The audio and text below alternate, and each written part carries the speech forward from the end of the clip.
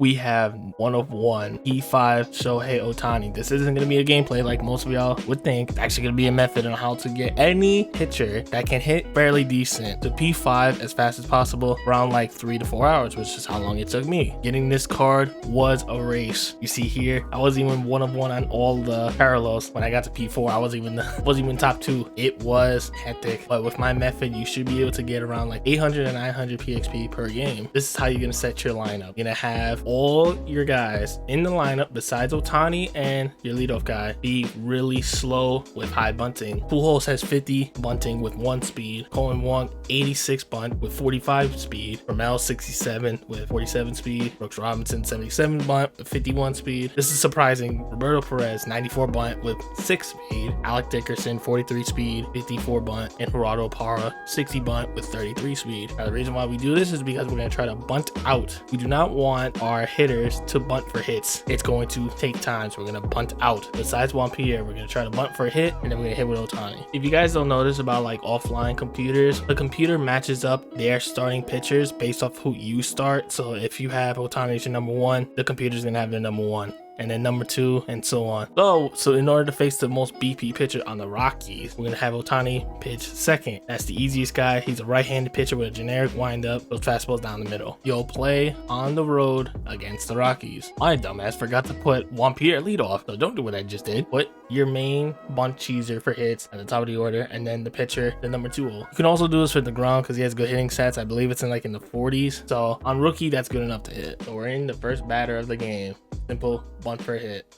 Doesn't work out, that's fine. You just want to try to get RBIs as possible with bunting for hits.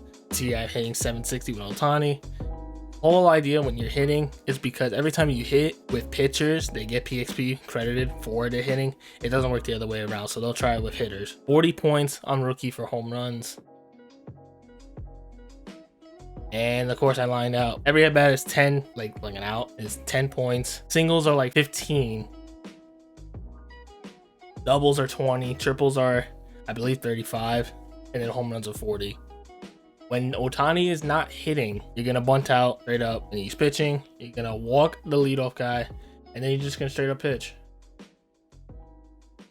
Every game, you should be able to get like 24 to 27 strikeouts. This is how good this Ohtani is against the computer. You're going to play the entire game. And the best way to strike out the computer is to just spam up and in fastball. Because you know Ohtani has outlier in this card. First 2 strikes and then throw the slider. And it works pretty much every single time. You see here, Ohtani has 27 strikeouts, 1 hit allowed. This is probably the best case scenario you can have when you're playing.